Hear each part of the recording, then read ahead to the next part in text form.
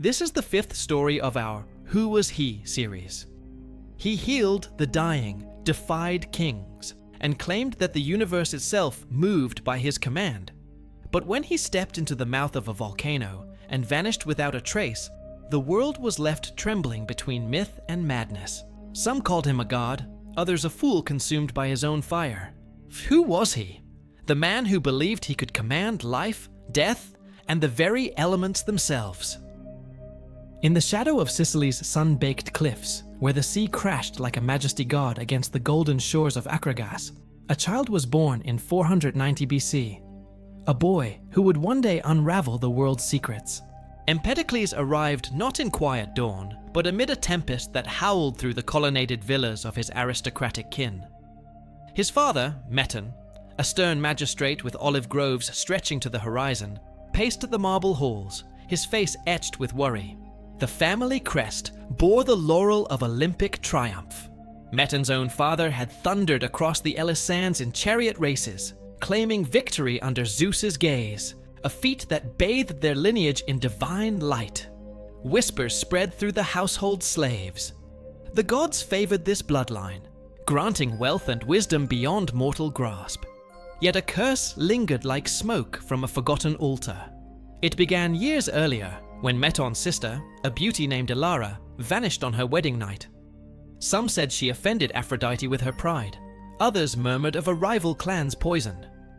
Elara's empty chamber, its silken veils torn, became a forbidden tale, passed in hushed tones.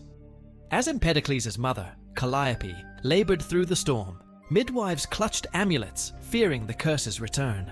Lightning split the sky, illuminating frescoes of heroes felled by fate. "The child kicks like a warrior!" Calliope gasped, her voice raw. "But the winds scream warnings!" When the boy emerged, crying fiercely as thunder applauded, the room fell silent. His eyes, deep as the abyss, held an unnatural spark. Meton lifted him, declaring, "The gods have sent a sage." But that night, an owl perched on the cradle, its hoot echoing tragedy's promise. Empedocles grew amid feasts and philosophies, yet the curse's shadow stretched long. Elara's fate unsolved, omens multiplying. Would divine favor shield him, or drag him into the abyss?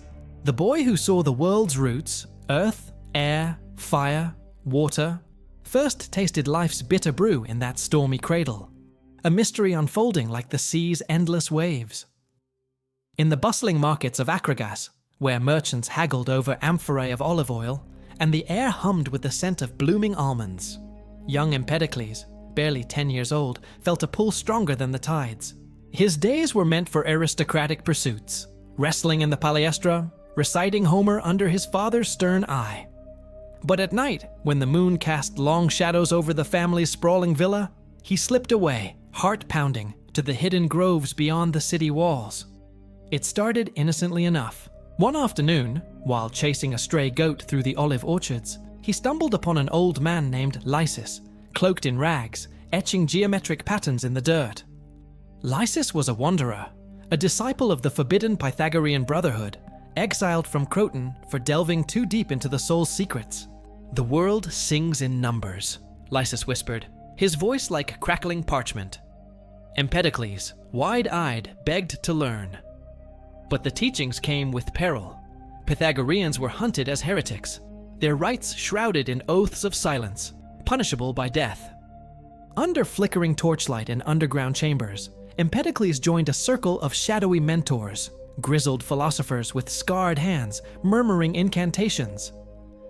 They taught him mathematics as divine harmony, how the ratios of strings on a lyre mirrored the cosmos's order. Music became a gateway to the immortal soul, notes vibrating like eternal echoes. One fateful night, during a ritual invoking reincarnation, a storm raged outside. Lightning struck nearby, and Empedocles swore he saw visions, past lives flashing like ghosts. His mentor gripped his arm. "Reveal this, and the tyrant's spies will drag us to the flames." Back home, his mother noticed his pallor, the dirt under his nails. "What demons haunt you, child?" she pleaded. But Empedocles guarded his secrets, the mysticism igniting a fire within. Little did he know, these clandestine lessons would forge his radical vision. The four roots of all things, born from the chaos of love and strife. As guards patrolled closer, suspense thickened. Would discoveries shatter his world or propel him to greatness? The whispers began in the harbor of Akragas, where salt-crusted sailors docked under a blood-red sunset, their eyes hollow with unspoken horrors. It was around 470 BC, and young Empedocles, now a lanky youth of 20, was deep in his studies, poring over dusty scrolls in the family's sunlit atrium.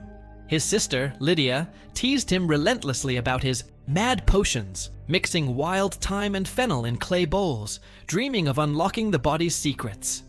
Life felt golden then. Festivals with wine-soaked dances, secret trysts with a potter's daughter named Selene under the stars. But one fateful morning, a fisherman collapsed in the agora, his skin blistering like overripe fruit, coughing blood that stained the marble. Panic slithered through the streets like a serpent. The plague struck without mercy, claiming the old and young alike. Empedocles watched in dread as neighbors barricaded doors, the air thick with acrid smoke from funeral pyres that burned day and night. Lydia fell ill first, her feverish moans echoing through the villa, her once vibrant cheeks paling to ash. Desperate, he raided the herb gardens, grinding roots and chanting half-remembered Pythagorean incantations, his hands trembling as he forced bitter elixirs down her throat. Would she survive? The gods seemed deaf, the city a graveyard of wails. Unbeknownst to him, as he toiled in shadowed alcoves, blending rituals with forbidden lore, this nightmare forged his destiny. Rumors of his miraculous brews spread like the disease itself. Could this enigmatic healer turn the tide? Suspense hung heavy. One wrong mixture, and fame might twist into infamy, or worse, his own demise. In the choking haze of Akragas's plague-ridden streets, where the wails of the dying mingled with the crackle of ceaseless pyres, Empedocles emerged as a beacon, or a charlatan, depending on the whisper. It was 470 BC, and the city teetered on oblivion. His sister Lydia clung to life in their villa, her breath's shallow rasps, her skin mottled like spoiled figs. Empedocles, sleeves stained with herb juices, had labored for weeks, brewing foul-smelling concoctions from mandrake and hellebore, chanting Pythagorean hymns under his breath. But as bodies piled higher, desperation ignited his boldest gamble. One stormy dawn, he rallied a ragged band of followers, farmers, slaves, even Selene, his secret love from the potter's quarter, her eyes wide with fear and faith. "The winds carry death," he declared, voice booming like thunder, "but I shall bend them." They trekked to the Hypsus River, tools in hand, as rain lashed their faces. Suspense gripped them. Would the gods heed his call, or strike him down for hubris? With ropes and levers, he orchestrated a frantic diversion, channeling the river's flow to flood pestilent marshes, while invoking rituals to command the gales, scattering miasma-laden air. Hours blurred into a frenzy. A worker slipped into the torrent, nearly lost, heightening the peril.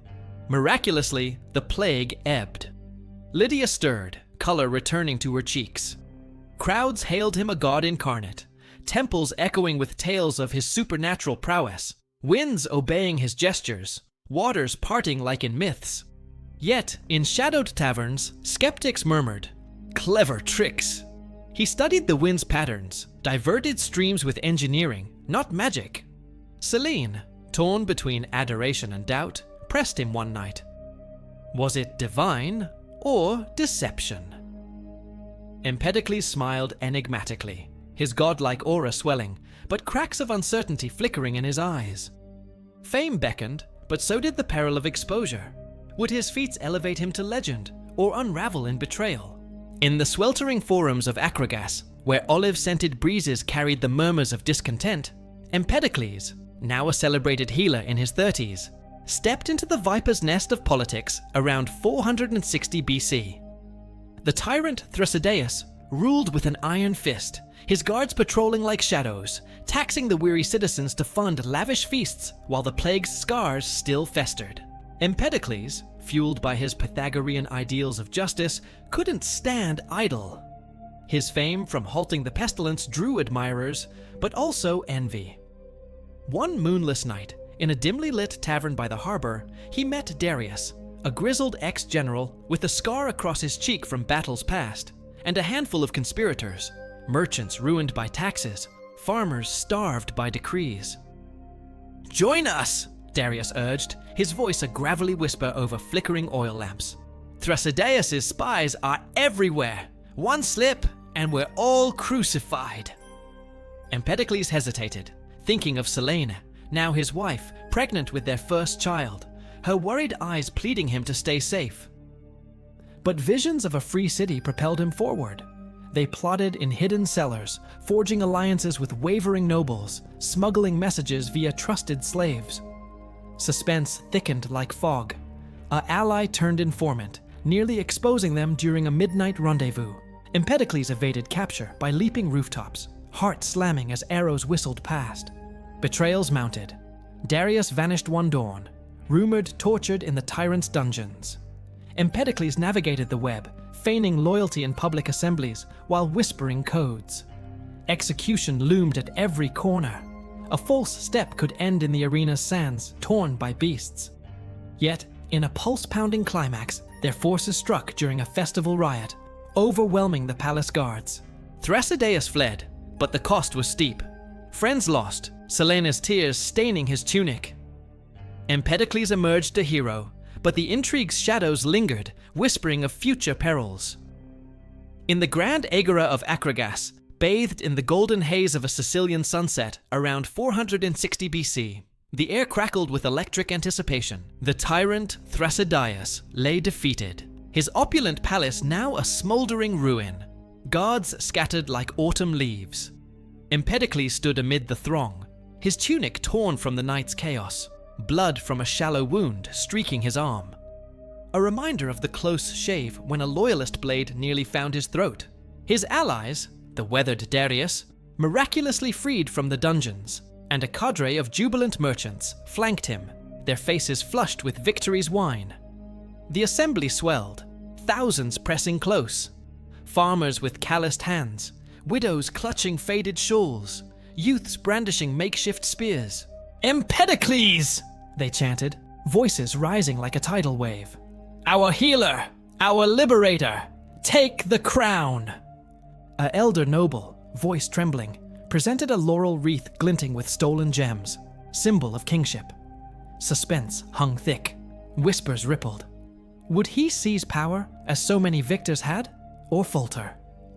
Selene, heavy with child, watched from the edges, her hand on her belly, heart pounding. She'd begged him that morning, "Don't ascend. The throne devours its own." Memories flashed. Her father's execution under the old regime, a betrayal that scarred her soul.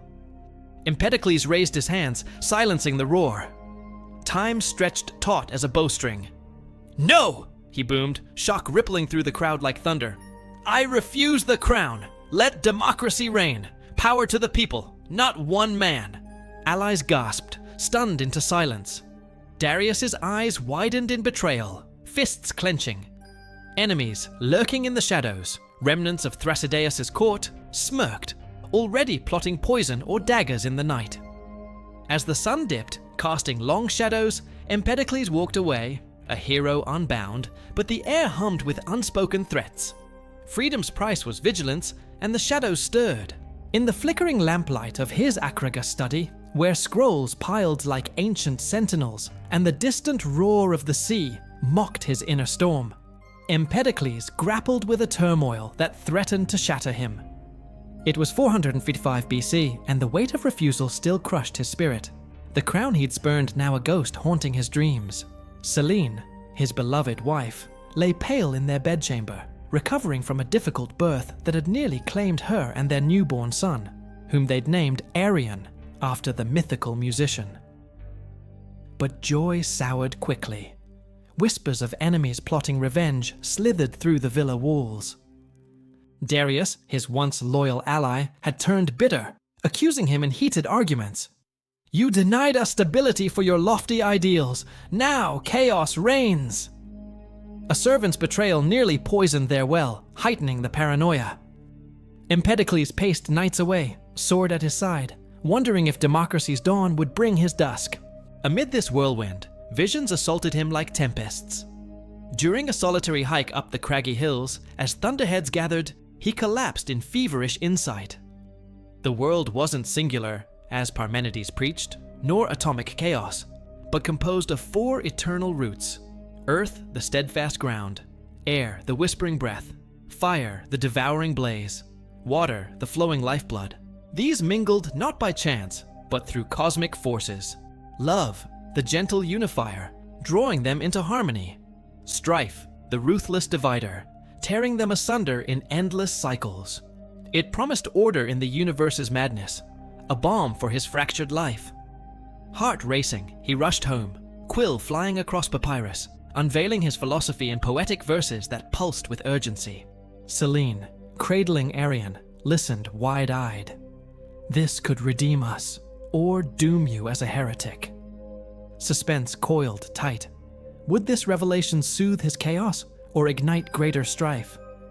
As he shared it in secret gatherings, allies marveled, but shadows deepened. Enemies lurked, ready to twist harmony into havoc. In the dim glow of oil lamps within his Akragas villa, where the night winds whispered through cracked shutters like forgotten spirits, Empedocles wrestled with visions that clawed at his sanity. It was 450 BC, and turmoil shadowed his every step.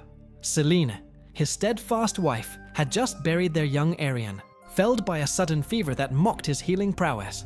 Grief twisted like strife itself, fueling nightmares of souls trapped in eternal wheels, reincarnating through beasts and men. Darius, his estranged ally, lurked in exile, sending veiled threats via couriers. Your democracy crumbles. Your hubris will bury you. One feverish eve, as thunder rattled the heavens, Empedocles seized his stylus, pouring anguish onto papyrus. On Nature flowed first, a cosmic epic unveiling the 4 roots dance, bound by love's embrace, rent by strife's fury. But woven deeper were prophecies, souls migrating endlessly, cycles of birth and decay mirroring his shattered life. Purifications followed, a haunting verse of redemption through purity, cryptic lines hinting at his own ascent, or doom. From mortal coils I shall leap, he inscribed, foretelling a fiery end that chilled even him. Selene discovered him at dawn, scrolls scattered like fallen leaves, his eyes wild. What madness is this? She cried, clutching a fragment. Visions of gods reborn as beggars, empires crumbling in eternal loops. He recited aloud in gatherings, voice trembling with suspense. Would listeners grasp the divine code, or brand him mad? Crowds hung on every syllable, baffled by riddles that promised harmony, yet screamed chaos. Centuries later, scholars would pore over them, unraveling hints of his fate. But in that moment, as enemies plotted and storms brewed, Empedocles wondered, had he prophesied salvation or sealed his volcanic grave? In the sun-drenched fields of Akragas, where golden wheat swayed like a sea of whispers, tales of Empedocles' sorcery ignited the air like wildfire around 445 BC. His reputation as a philosopher healer had swelled, but now rumors twisted into legends. He commanded the winds to spare blighted harvests, standing atop windswept hills, arms outstretched as gales obeyed, turning famine into bounty. Villagers swore they saw him revive the dead. A shepherd's son, lifeless after a viper's bite, gasping back to breath under Empedocles' incantations. Was it divine intervention, or sleight of hand with hidden herbs and staged theatrics? Personal storms raged alongside. Selene, his grieving wife, still mourned Arion's tiny grave, her faith in him wavering. These feats, are they gifts from the gods, or tricks to blind the fools? She confronted him one twilight, as olive branches rustled ominously outside their villa. Empedocles, eyes shadowed by doubt, confessed in hushed tones. During a desperate drought, he'd studied ancient scrolls, predicting wind patterns from Pythagorean stars, then summoned them with dramatic flair, smoke and mirrors to rally the masses. But the revivals? A comatose girl in a nearby hamlet brought back after he administered a secret potion. Whispers hinted at bribes to families for silence. Suspense coiled tighter as crowds flocked, dubbing him immortal. Darius, now a reluctant admirer from afar, sent a cryptic message. Your illusions court danger. Rivals scheme to unmask you. One fateful harvest eve, as winds howled unnaturally, a skeptic challenged him publicly, dagger hidden in his cloak. Would Empedocles' magic hold or crumble, exposing a mortal manipulator? The masses hung in breathless awe, divinity's veil thinning, chaos lurking beneath the miracles. In the shadowed corridors of Acragas' assembly hall, where torchlight danced like treacherous allies, Empedocles' world shattered around 450 BC. His refusal of the crown had bred venomous envy among rivals, nobles who'd whispered promises during the uprising, now scheming his downfall. Darius, once a brother-in-arms, had vanished into whispers of betrayal, fueling rumors that sealed Empedocles' fate. One fateful dusk, as the sun bled over the temples, guards stormed his villa, scrolls of accusations in hand. Heresy, manipulation, threats to the fragile democracy he'd birthed. Selene clung to him in the chaos, her face streaked with tears, the ghost of Arian's loss still raw between them. "Flee, my love," she urged, pressing a hidden dagger into his palm. "But return to me." Heart pounding, he slipped into the night, a cloaked fugitive boarding a creaking merchant ship bound for Greece, assassin's footsteps echoing in his mind. Did that hooded figure on the dock watch too closely? Wandering the sun-scorched paths of Athens and the misty hills of Italy, he sought forbidden lore, esoteric texts from Eleatic sages, alchemical secrets whispered in underground cults. In a dimly lit tavern near Olympia, a stranger shared Pythagorean scrolls on soul transmigration, but as wine flowed, Empedocles caught the glint of a blade under the table. A hired killer? He bolted into the storm-lashed darkness, pulse racing, evading pursuit through olive groves where branches clawed like spectral hands. Each dawn brought peril, poisoned wells in remote villages, shadowy pursuers melting into crowds. Yet amid the suspense, enlightenment bloomed, visions of cosmic roots sharpening in stolen moments. Selene's letters, smuggled by loyal couriers, begged caution. They're closing in. Would exile forge his legend, or end in a silent dagger's thrust? In the fog-shrouded ports of Elea, where the Ionian Sea lapped against jagged cliffs like a restless conspirator, Empedocles' exile turned from weary wanderings to fiery confrontations around 440 BC. Hunted by Acragas' shadows, assassins rumored to trail his every step, he sought refuge among the Eleatic philosophers, drawn by whispers of Parmenides, the Stoic sage whose doctrines proclaimed reality as unchanging, a singular being defying the senses. But Empedocles, with his four roots churning in eternal flux, arrived like a storm-challenging calm waters. One rain-lashed night, in a clandestine gathering beneath a crumbling temple, he faced Parmenides himself. The air thick with incense and tension, a circle of hooded thinkers, bearded elders and sharp-eyed youths huddled around flickering braziers. Selene's latest letter burned in his pouch. "Darius allies with your foes. They're closing in. Come home." Her words fueled his defiance. As debates ignited, voices rose in heated volleys. Parmenides, his gaze piercing like a blade, thundered against multiplicity. "Change is illusion." Empedocles countered fiercely. "No. Love unites, strife divides. Earth, air, fire, water dance in cosmic strife." Sparks flew, literally, as a knocked-over lamp nearly set robes ablaze, heightening the peril. Tensions escalated. A rival disciple, eyes gleaming with fanaticism, accused him of heresy, hand inching toward a concealed dagger. Whispers rippled.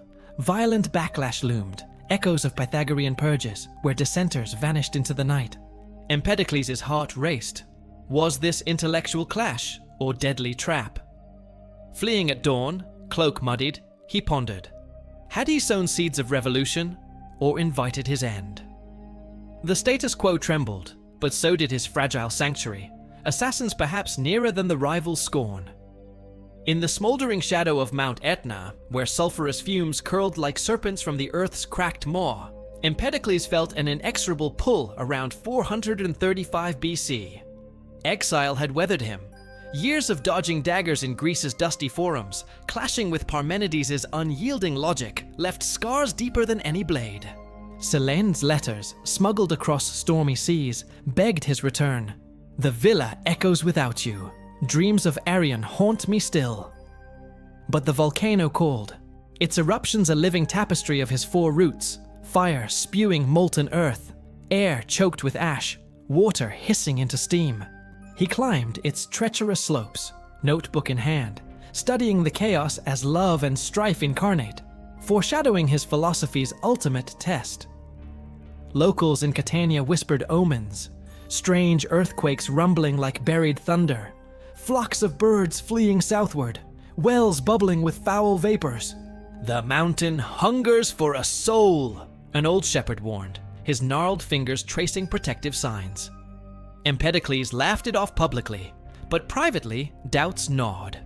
One fateful ascent, as lava rivers glowed crimson against the night, a tremor shook him to his knees.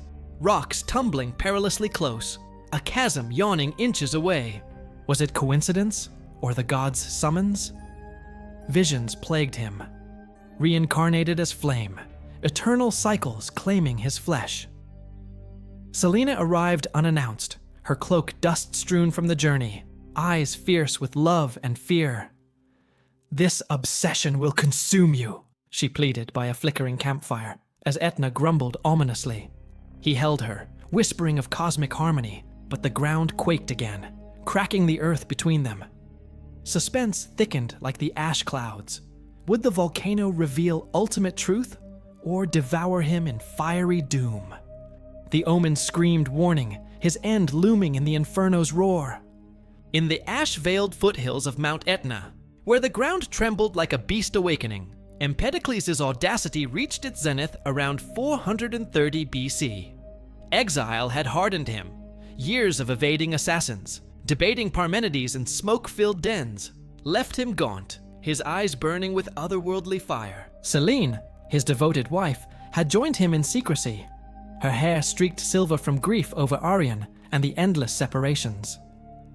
"You've danced with gods too long," she warned one twilight as they huddled in a shepherd's hut, the volcano's rumble shaking their bones. But Empedocles, clad in a purple robe embroidered with cosmic symbols, proclaimed himself divine. "I am a god incarnate, unbound by mortality's chains." Words spread like lava flows.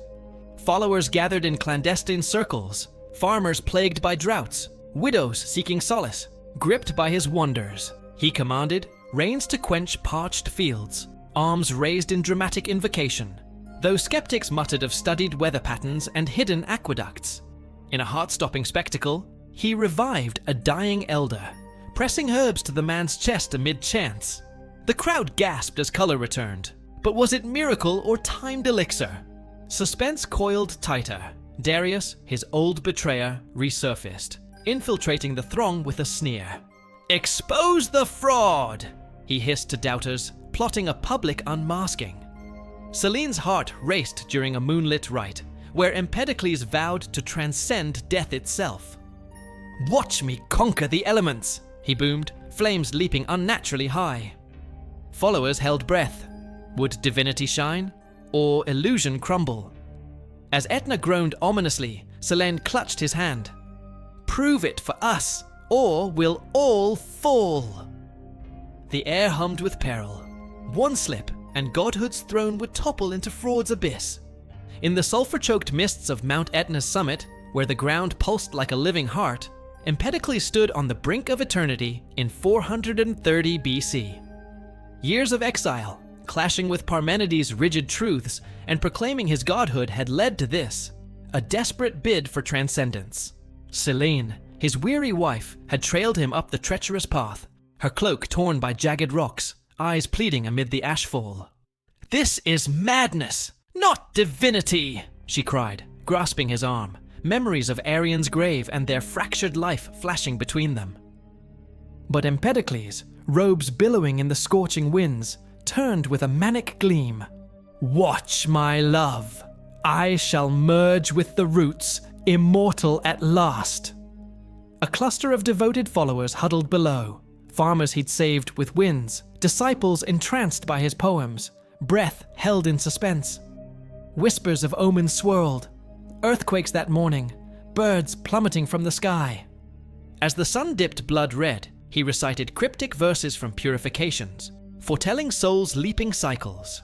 Then, with a triumphant shout, he vanished into the crater's yawning abyss, swallowed by shadows and steam. Witnesses gasped, frozen in shock. Selene collapsed to her knees, sobs lost in the roar. Moments stretched into agony. Had strife claimed him, or love exalted? Suddenly, the volcano erupted in fury, lava fountains exploding skyward, ash blotting the heavens.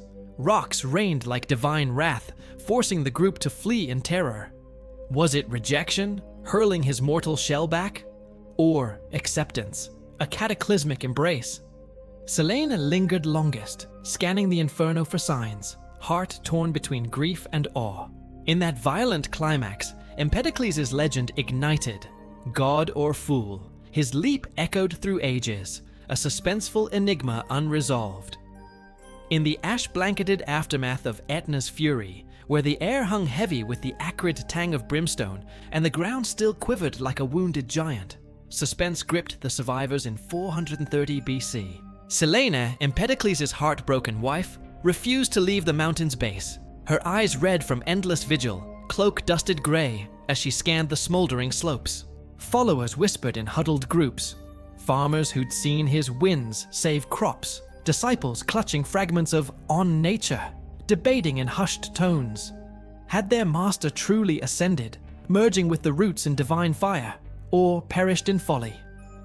Darius, the reformed betrayer, lingered too, guilt etching his face.